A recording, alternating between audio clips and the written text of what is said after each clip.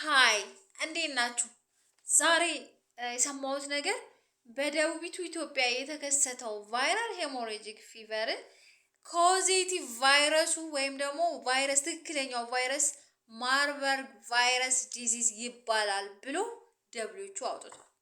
እንደውም ምን ብሏል? ሌላ አስፈላጊ የሆኑ ለመከላከያ የሚጠቅሙ ነገሮችን ከኮንቲጀንሲ እንትኔ አንስቼ ረድቻለሁ ልክ ያለው ብሏል። በጣም እናመሰግናለን። በጣም ነው እናመሰግነው። እና ዛሬ ግን አንዳንድ ነገር ማለት የምፈልገው ለጤና ባለሙያዎች ነው። የቶቹ ጤና ባለሙያዎች ካላችሁኝ ለመካከለኛ ጤና ባለሙያዎች ነው ዛሬ የምለው ነገር ያለኝ ማለት ነው። ስለማን? ስለ ማርበርግ ቫይረስ ዲዚዝ ማለት ነው። ማርበርግ ቫይረስ ዲዚዝ በጣም አደገኛ ገዳይ ነው። በጣም አደገኛ ገዳይ ነው። እንዴት ነው ገዳዩ? ኬዝ ፋታሊቲ ሬቱ ማለት ነው 50% ነው። ደብሊውኤች ኦ እንዳለው ማለት ነው 50% ነው። 50% ነው ማለት ከ10 ሰው 10 ኮንፊርምድ የሆነ ኬዝ ቢኖር እና የታመመ ሰው ቢኖር 5ቱን ይገላል ማለት ነው። ከዚህ በፊት በነበረ አውትብሬክ ሌላ ቦታ ኢትዮጵያ ላይ የመጀመሪያዋ ነው። ከዚህ በፊት ሆኖባት አያውቅም። ሌላ አውትብሬክ ላይ በተሰራው ግን እስከ 88% ድረስ ኬዝ ፋታሊቲ ሬት ነበረው። ዋናው ነገር ማርበርግ ቫይረስ ዲዚዝ ዋናው ነገር ምን መሰላችሁ? ኢርሊ ሲምፕቶማቲክ ትሪትመንት ዊዝ ሪሃይድሬሽን፣ አንቲ ፔን፣ ኮምፕሊኬሽን ማኔጅመንት፣ ኤርሊ ዲቴክሽን ኦፍ ኮምፕሊኬሽን። ይሄ ነገር ወሳኝና ወሳኝ ነው። ደብሊውኤች ኦ ምን ይላል? ሰርቫይቫላቸውን ይሄንን ኤርሊ ዲቴክት ማድረግ፣ ኤርሊ ኮምፕሊኬሽን ማኔጅ ማድረግ፣ ሲምፕቶማቲክ ማኔጅ ማድረግ ሰርቫይቫላቸውን ይጨምራል ብሏል። በምንድን ነው? የት ነው የሚገኘው? ይሄ ማርበርግ ቫይረስ ዲዚዝ የት ነው ያለው ያልን እንደሆነ እንስሳ ላይ ነው የሚገኘው። አንዲት እንስሳ ላይ ነው። ስሟ ምንድን ነው የሚባለው መሰላችሁ? ኢጂፕቲከስ ፍሩት ባት ትባላለች። ይሄ ጀነራል ኔሟ ነው ማለት ነው። ኢጂፕቲከስ ፍሩት ባት ትባላለች። ለሷ በጣም በቃ አብሯት የሚኖር ነው። እሷ ሆስት ነች ወይም ሪዘርቨር ነች። እሷን ምንም አያረጋትም። ችግሩ የት ነው ያለው ካለን ከሷ ወደ ሰው ሲመጣ ነው። ሳይንቲፊክ ኔሟ ትንሽ ከበድ ይላል እና ሮሲታስ ኢጂፕቲከስ ይባላል። ሰው ጋር እንዴት ሊመጣ ይችላል? እቺ እንትና ኢጂፕቲከስ ማነው? ኢጂፕቲከስ ፍሩት ባት እዚህ ሸለቆ ነገር ውስጥ ነው የምትቀመጠው፣ ወይም ጨለማ ነገር ውስጥ ነው የምትቀመጠው። ከሸለቆ ይሄ አንደርግራውንድ ነገር ማውንቴን አካባቢ እንደዛ ኬቭ ውስጥ ነው የምትቀመጠው እና ሰዎች በስራ ምክንያት ለዛ አካባቢ ለረጅም ጊዜ ሲጋለጡ እሷ ላይ ኖርማል የሆነው ቫይረስ ወደ ሰው ጋር በተለያየ መልኩ በሙከስ ሜምብሬን ሊሆን ይችላል፣ በተቦጫጨረ ስኪን ሊሆን ይችላል። ወደ ሰው ከገባ ሰው ጋር ሲመጣ ኢቲስ ኤዲሲስ ማርበርግ ቫይረስ ዲዚዝ ይባላል ማለት ነው። ወይም ሰውን ያሳምማል። እነዛ ድንገተኛ የሆነ አብራፕት የሆነ ሄዴክ ማያልጂያ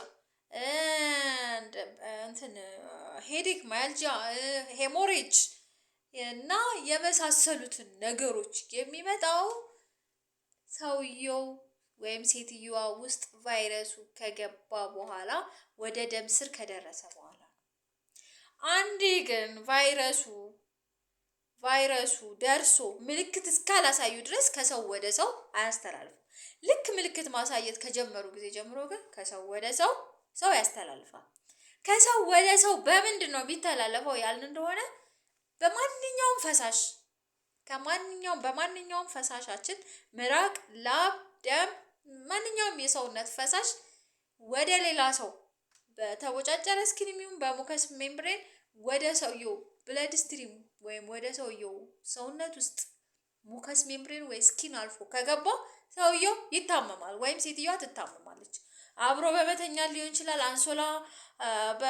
በአንሶላ ሊሆን ይችላል። ግን ከሰውየው የወጣ ፈሳሽ ያንን መንካት አለበት። ያ ፈሳሽ ደግሞ ሰውየው ያኛው ሰውዬ ላይ ወይም ደግሞ ገና የሚተላለፍበት ሰውዬ ላይ መሄድ አለበት ማለት ነው። ስለዚህ ከፍተኛ ጥንቃቄ ያስፈልገናል። እዚህ ላይ ሰዎችን ኮሚኒቲን ኤንጌጅ ማድረግ በሽታውን ኮንትሮል ለማድረግ ወሳኝና ወሳኝ ነገር ነው። ኮሚኒቲ ኤንጌጅ ማድረግ ምንድነው የሚጠቅመን ያልን እንደሆነ አንደኛ እንዳዩ ሪፖርት ያደርጋሉ፣ ሁለተኛ ራሳቸውን ይጠብቃሉ፣ ሶስተኛ ሰውየውን አያገሉትም፣ ራሳቸውን ጠብቀው ሰውን ሕክምና እንዲያገኝ ያደርጋሉ። አራተኛው እና ወሳኙ ነገር የቀብር ፕሮግራም ላይ በራሳቸው ውሳኔ እርስ በርስ ይወስናሉ። ምክንያቱም ቀብር ላይ እንደምታውቁት ሰው ሲደነግጥ ሬሳ ያቅፋል፣ ሬሳ ይስማል፣ ብዙ ነገር አለ። ተጨማሪ ደግሞ ማጠብ የሚባል ነገር አለ። በዚህ ምክንያት ከሞቱ ሰዎች የሚወጣው ማንኛውም ፈሳሽ ለሌላኛው ሰው በጣም አደገኛና ገዳይ እንደሆነ ማህበረሰቡን አሳውቆ የራሳቸውን የሆነ ጥንቃቄ እንዲያደርጉ መርዳት ማገዝ ያስፈልጋል። እና ግን እቺ ኢጂፕቲከስ ፍሩት ባት ማለት ነው። ፒክቸሯን ላሳያችሁ እወዳለሁ። ይውልኝ እስቲ ይዋ ትታያለች። በጣም ነው የምታስጠላው ኢጂፕቲከስ። እቺ ኢጂፕት ደግሞ አትለቀንም። ኤኒዌይስ ይሄን ይመስላል። ሌላውም በምን እንደሚተላለፍ ተነጋግረናል። እነማን ናቸው በጣም ሪስክ ካልን የጤና ባለሙያ በጣም ሪስክ ነው። ምክንያቱም ታማሚውን ለመርዳት በጣም ይጠጋል። ከሰውየው ከታማሚው ፈሳሽ በቀላሉ ሊነካው ይችላል። ካኑላ መርፌ በማስገባት መርፌ ሲወጋ ይችላል። በተለያየ መልኩ ብዙ ነው እድሉ ፈሳሽ የማግኘት። ስለዚህ ጤና ባለሙያዎች ከፍተኛ የሆነ ስታንዳርድ የሆነውን የመከላከያ ሜተዶች መጠቀም ያስፈልጋል። ፒፒኢ ማለት ነው። ሌላው ኢንኩቤሽን ፔሪዮዱ መቼ ነው ካል ኢንኩቤሽን ፔሪዮዱ ወይም ደግሞ ሰውየው ኢንፌክት ከሆነበት ምልክት እስከሚያሳይበት ያለው ጊዜ ከ2 እስከ 21 ቀን ነው።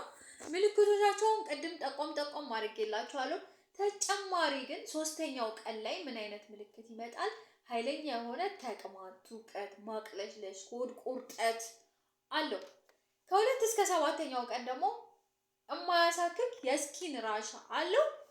ከ5 ቀን በኋላ ይሄ ሄሞሬጅ ይመጣል። አደገኛው ነገር በብዛት እነዚህ ኤምቪዲ ማርበርግ ቫይረስ ዲዚዝ ያለባቸው ሰዎች የሚሞቱበት ዋናው ምክንያት ከሄሞሬጅ ጋር ተያይዞ በሚመጣ ሾክ ነው ማለት ነው። ሄሞሬጁ ከየት ነው? ከአፍንጫ፣ ከድድ፣ ከትውከት፣ ከተቅማጥ፣ ከማህፀን እንደዚህ አይነት ነገር እና ከካኑላ ሳይት አለው። በዚህ ምክንያት የሚሞቱ ሰዎች በአብዛኛው የሚሞቱት ከ8 እስከ 9ኛው ቀን ኢንፌክት ከሆኑ ከ8 እስከ 9ኛው ቀን ነው። ለዛሬ ለአሁን ያለኝ ይሄ ነው። ቀጥሎ ዲያግኖሲሱን ቀጥሎ ማኔጅመንቱን በሌላ ቪዲዮ ብቅ እላለሁኝ። ያው ቲክቶክ ረጅም አይፈቅድም። አመሰግናለሁ። ባይ